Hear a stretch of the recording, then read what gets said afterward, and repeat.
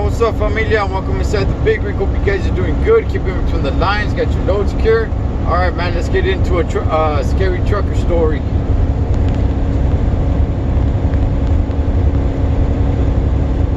For as long as I could remember, I'd been a long-haul truck driver. It was a profession that I truly enjoyed, as it offered me the freedom of the open road and the sense of adventure that came with every new delivery. The steady hum of the engine was a constant companion, and I relished the solitude of my cabin. But this particular shipment was different. When I arrived in the small town to pick up the boxes, the atmosphere was eerie. The buildings were run down and dilapidated, and there was an air of neglect and disrepair that hung over everything. The man who handed me the boxes was shifty and evasive, and I couldn't shake the feeling that something was off. Despite my unease, I tried to focus on the task at hand. I carefully loaded the boxes onto the truck and double-checked the delivery details. As I set off on my journey, I couldn't help but feel like I was being watched. The desolate roads were dark. Hang on. Okay, he goes to a small town. It's run down, which there's nothing odd about that, man. There's a lot of small towns that are run down. You go, you pick up a load. He handed you boxes to load up. You said you've been a long haul trucker for so long. He handed you boxes for you to load up. What did you guys spend? Freaking 5-6 hours loading up. I'm assuming it's a 53-foot dry van trailer. What do you mean he handed you boxes to load up, man? And you loaded them up carefully with your hands. Like, damn, dog, this must have took hours then.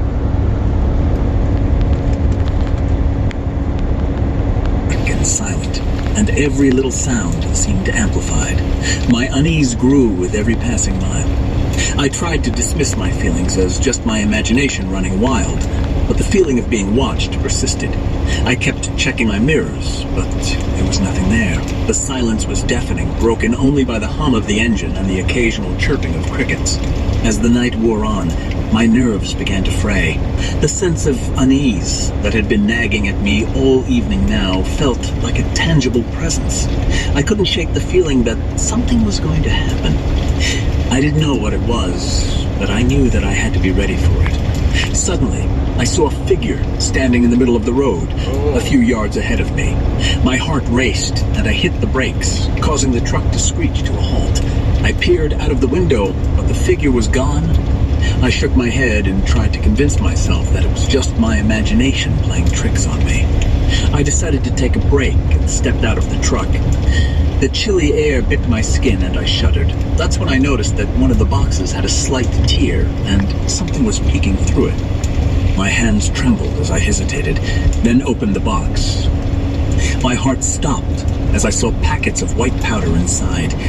It didn't take me long to realize what it was. Drugs. Fear gripped me as I considered my options. I couldn't deliver this cargo. I'd get into trouble, but I couldn't just abandon it either. I decided to turn back and... Alright, hang on real quick, man. So he sees a figure in the road. He slams on his brakes or something. And look, you do say, if you're getting tired, man, it's sometimes you do believe that you see something on the road. The fact that he got off his truck, that's something else, man. But this whole drug thing, oh man. Alright, I'll let it play on. Asked the man who gave me the shipment about the drugs. Maybe it was a mistake or a mix-up, but as I drove back, my unease turned to terror. The man was waiting for me, and his eyes were cold as he threatened me. I knew I was in over my head. He told me that I had to deliver the shipment, or there would be consequences. I felt trapped, like a pawn in some twisted game. I tried to argue with him, to reason with him, but he wasn't having it. He was cold, calculating, and ruthless. I knew I had no choice but to obey him. As I got back on the road, I realized that I'd made a grave mistake. I had become involved in something sinister, and I didn't know how to get out of it. The only thing I knew was that I had to deliver the shipment, or my life would be in danger. My mind raced as I drove through the night. I couldn't stop thinking about the drugs, the man, and the figure on the road. My hands shook on the steering wheel, and my heart felt like it was about to burst out of my chest. The silence was deafening, and every little sound seemed amplified. Every time I looked in my mirrors, I felt like something was watching me. My nerves were shot, and I was on the brink of a breakdown. As I drove closer to the destination, my anxiety grew even more. I knew that the delivery was going to be dangerous, and I had no idea what kind of people I was going to face. The instructions I had received were vague, and I didn't even know who the recipient was. I arrived at a rundown warehouse on the outskirts of the city. All right, real quick. So, because I'm thinking about how he noticed that the box was torn open. That's why I'm a little perplexed here, man. So he gets off the truck. He starts looking around. I could get like, you know what? You're trying to wake yourself up or something like that. Probably go in the trailer and just, you know, double check the load. However, there are. It's pretty common today. I don't know when this happened, but it's pretty common today for them to put locks on the trailer so nobody can open it until you get to your destination. But okay, let's see what happens. And a man dressed in a suit approached me. He didn't say a word and motioned for me to follow him into the building. The interior was dimly lit, and the air was thick with the smell of cigarette smoke and sweat. I felt like I had walked into a den of criminals. The man led me to a small room with a table and a few chairs. There were two other men in the room, both with serious expressions on their faces. One of them spoke up. "You have the delivery?" I nodded, my mouth dry. I felt like I was in a bad movie, and I was the unsuspecting victim who had stumbled into the wrong place at the wrong time. The man motioned for me to put the boxes on the table, and I did so reluctantly. The other man started to examine the contents of the boxes, and I felt like I was holding my breath. After what felt like an eternity, the man nodded his head and said, "It's all here." He motioned for the other man to take the boxes, and they both left the room without saying another word. I felt a wave of relief wash over me, but I also knew that my troubles weren't over yet. I had no idea what kind of trouble I had gotten myself into, and I didn't know if the men would come after me. As I drove, I kept replaying the events of the night over and over in my head. I couldn't believe I had gotten myself involved in something like this. The thought of what could happen if I failed to deliver the shipment was terrifying, but at the same time, I knew that if I did deliver it, I would be helping to perpetuate a cycle of crime and violence. As much as I wanted to call the police and turn myself in, I knew it was too risky. The man who had threatened me was clearly involved in some kind of organized crime, and I didn't want to risk the safety of myself or my family. If I snitched, there was no telling what kind of retribution would be taken against us. I also knew that I was in too deep already. I had made a mistake by accepting the shipment, and now I had to see it through to the end. I had a family to take care of, and I couldn't risk putting their safety in jeopardy. As much as I hated what I was doing, I had to deliver the shipment. Okay, alright, well that's the end of that story. Accept it how? How did he accept the shipment? Okay, I'm not gonna get too deep into like it's no secret. I'm not saying anything that nobody already knows, man. That, you know, there is crime in trucking. Okay, there is. It's a little. This story is a little bit off. Okay, he goes and this dude hands him some boxes. That's what he says. Hands him some boxes. He's a long haul trucker. Okay, he goes to make the delivery. Just for those boxes or for the entire load? There's got to be some sort of paper trail. All right. Now, unless, okay, and I'm not going to get all deep into it, but if it is what I'm about to say, then homeboy should have known something was up. Okay.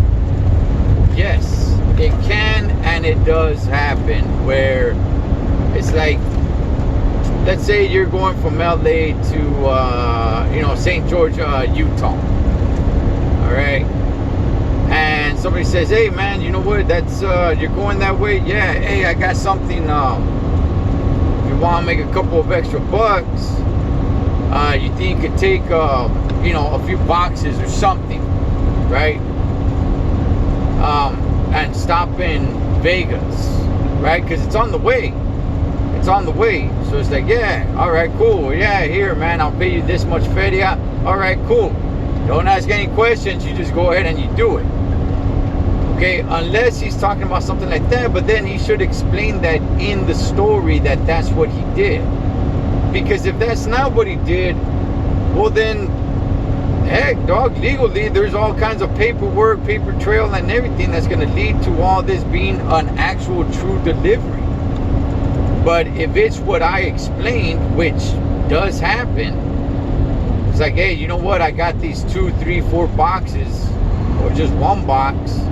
You know, here's an extra 3, 4, 500 bucks, man. If you stop off in Vegas, you know, if not just Vegas, I'm just saying, if you're going to St. George or, you know, something, you're on your way to Denver or whatever, man, you stop off in the city on the way, you know, here's the address, whatever. Yeah, like, yeah, you know, and, you know, there you go, dog. You get paid when you get there, or they take the information on the side of your truck or something, man. Like I said, I don't want to get on too deep into that, but unless it was something like that, which in that case, you know, yeah, dog, you did involve yourself in something. You said yes, you involved yourself in something, man. So, but he didn't explain that in the story, so that's why I'm a little confused on this delivery. First off, the way he explains it, that hey, he was sending me boxes and I was loading it up. It's not odd for, you know, a team to load your trailer up, right? But if it's just one person there and that person's handing you boxes to load up your trailer, I mean, how many are you loading up your trailer to the max? Because damn, dog, that's damn, homie, that's a mission and a half.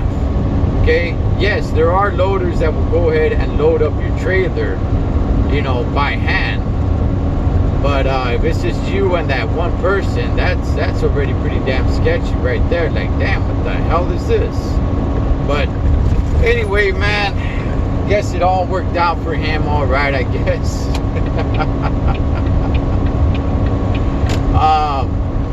Him going back, I'm just gonna throw this out there. Him going back, him realizing what it was, and then going back,